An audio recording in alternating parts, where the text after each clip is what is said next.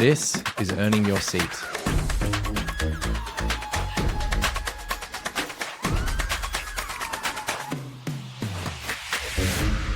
I'm going to give you a producer's cut of how this season came to be. But first, let me introduce you to the characters, starting with yours truly. I'm Dino Delic, your host and the driving force behind this podcast. Passionate about communications, leadership, and all things data-driven. I also lead our data-driven communications research lab at Meltwater. And those voices you hear, hey producer, play that back.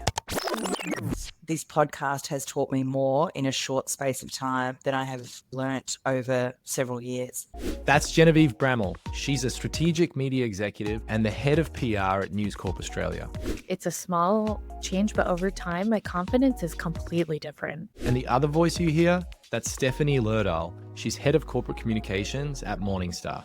The compliance department is supposed to be the very diligent department, all-knowing at Morningstar. Well, I'm glad that they give people that advice, but... Earning Your Seat is a show for communications leaders trying to find their way in a world where expectations are constantly shifting, and there is no one-size-fits-all guide. One of the unintended consequences of this show is what we as leaders and comms professionals learned. Take a listen. This entire season, it has just been so helpful to really flesh out and land on what is the mission of my project and what is missing, what's wrong with the industry, because there is something broken, but I haven't been able to put my finger on it.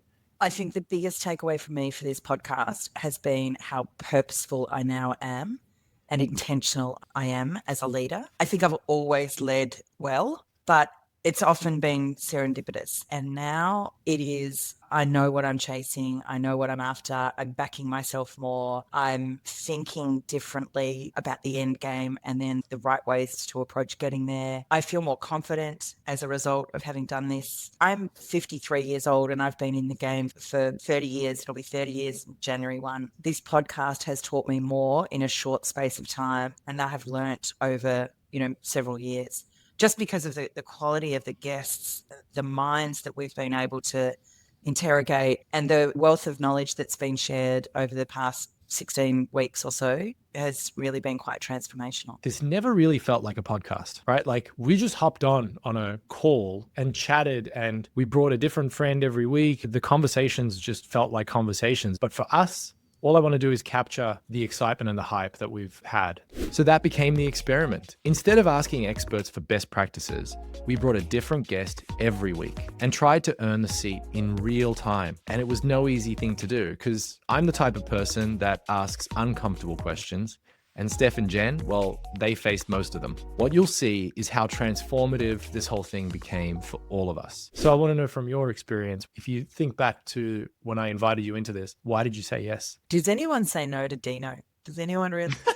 I just felt your energy, absolutely. And I love the idea of doing something that I'd never done before and exploring a medium that I've not explored. I wasn't really sure what I was going to get out of it, to be honest, apart from some great conversations with some thought leaders in our industry around the world, which is no mean feat. Like that's a great thing anyway. But I really didn't understand fully how much it was going to impact me in the business of my day-to-day job and make me better at what I do. I thought I was actually going to be sharing more knowledge than I was learning. It's flipped the other way. I've learned more than I felt that I've actually shared.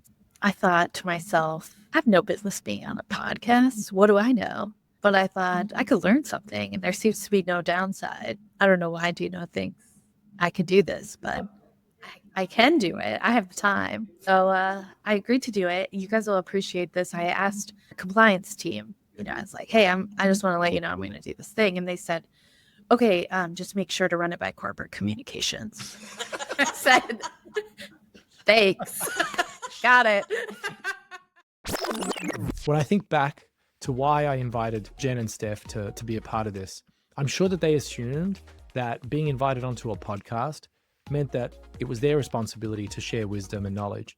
But no, why I was so impressed by Jen and Steph, I could tell they were very smart, but the reason why they were smart was because of how willing they were to learn about the things that they didn't know. And so I invited them in to sit in the room with me when I have some of the most incredible experts in the industry sharing their wisdom. I knew that Jen and Steph were going to ask such great questions, and they certainly lived up to that. And not only that, they also absorb the information. So throughout the season, you will see them pick up something that somebody had said, go back to their jobs and try it, and then come back and share that experience. And it had this cumulative snowball effect throughout the season. And quite honestly, it was pretty infectious. I couldn't wait for our recording sessions every week because I was about to get an update as to what did Jen do, or what did Steph learn, or how did it go when they tried something out. And that's the beauty of the problem that we're in right now. There is so much knowledge being sprayed around the internet, and there's so much thought leadership. But what use is a thought if you're not going to take it out for a spin? And I really love that they were willing to lean in. One of the things that was probably the best telltale sign was the minute that I invited them into the podcast and they said yes, the next day, Stephanie showed up with a very expensive microphone and a new camera set up at home. She was ready and she was leaning in. And Jan, I mean, you can just imagine what sort of havoc we wreaked on her calendar, doing calls at all sorts of hours because she was the only one in a very ridiculous time zone compared to me and Steph. So again, what you're about to witness throughout the rest of this season is not just two experts who are constantly sharing what they've learned and how they've accomplished it. You're going to watch two students become masters from 11 different experts, giving them everything that they know. And the greatest wisdom comes from the experience. It wasn't just discussing what they should do. It was trying different things and coming back and telling us about it week after week. I truly saw myself transform a little bit. I saw you guys transform a little bit. And I think that's what anyone is looking for. And I realized that in all my years of sales, what we sell is the promise of a transformation that you're going to buy this tool and we're going to do this. I think that's what a lot of communications is, like selling an idea. You're influencing someone. You're saying, hey, let's do this, let's do that, whether it's a creative campaign or like control the damage that might come from a negative situation. And seeing what has happened to you guys, obviously I can't invite many other co-hosts onto the podcast, but my hope is that people listening to this also feel like, the transformation doesn't really happen in the tool. It's outside of the tool, and it's in the dialogue and the way that you present the information. It's also from the mistakes that you make. I mean, I think I'm in a similar position as a lot of comms leaders. I'm female. I'm younger than most of my peers on the leadership team. I am a millennial, and I feel a lot of responsibility for leading a team. I'm usually the youngest person in the room for most of the major decisions that we have to make as a company. And I've gotten used to that. Comms is usually like that, where you're always counseling up. But as you get more senior, you're not just counseling, you're like telling, you're not just giving advice, you're saying, this is what we need to do. And if we don't do it, there are going to be serious consequences, And I think I would have always felt like I needed more data or a better polished presentation or to have thought about something more deeply before I made my pitch. And now I'm just going for it, and it's working. It's having an impact. I'm finding myself working on much more strategic narratives, in conversation with a lot more members of the leadership team much more frequently about things. And I feel like a better leader for my team. My hope is that people listening to this also feel like, the transformation doesn't really happen in the tool. It's outside of the tool, and it's in the dialogue and the way that you present the information. And it's also from the mistakes that you make. And that's what's interesting about why you guys both said yes. It's like, well, why not? I'll learn something. But you were both ready for, you said there's no downside, but you both put yourself outside of your comfort zone. What I'm hoping is that this podcast is just one aspect of other people's transformation. Dino, that is what you've been saying all along, is you don't need more in your tech stack. You don't need to constantly be buying more or doing more. You just need to understand the capability of what's in front of you. And also, what I'm hearing from Steph is understand your own innate capability and marry the two together. Have the confidence to back your own decision making, to see an insight in what you've got before you, and to go with that rather than needing 10 more things to tell you exactly the same. So of course, Jen is so right here, but yeah, I work for a software company. And the truth is that we would love to sell more software. We'd love to sell more tools. I've seen people just stack things on top of the tech stack, one after another, and not get any further. And so that must mean that what we really need sometimes is to evaluate what we've got and just make sure that we're using it correctly.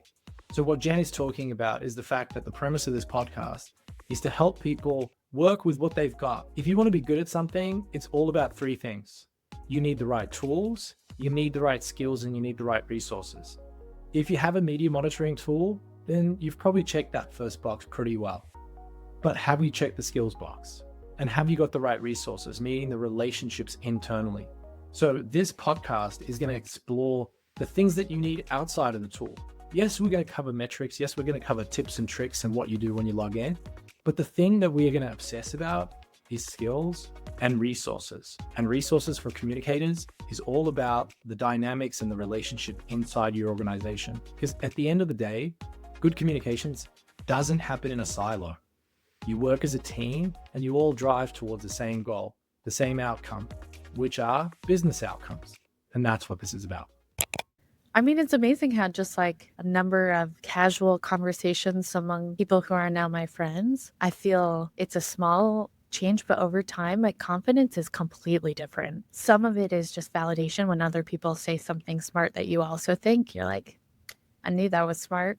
But other times it's just about the responsibility that you have as a communications leader. Like, take it seriously, act like you deserve this role, and be the person that you wish you had as a leader when you were coming up. And so definitely leading differently with a lot more confidence, both like in the room with our leaders and then in the room with my team. A big takeaway is just that no one has this figured out, like on any of it. Right? Like I keep wanting to do more research and talk to more people to find the answer to the hard problems that need to be solved, like how we should measure or how we can use AI to max effectiveness. And everybody's just figuring it out too. And it's all very specific to your context and your business goals. You just have to do the work. I think a bias towards action is my other huge takeaway because I can be analysis paralysis.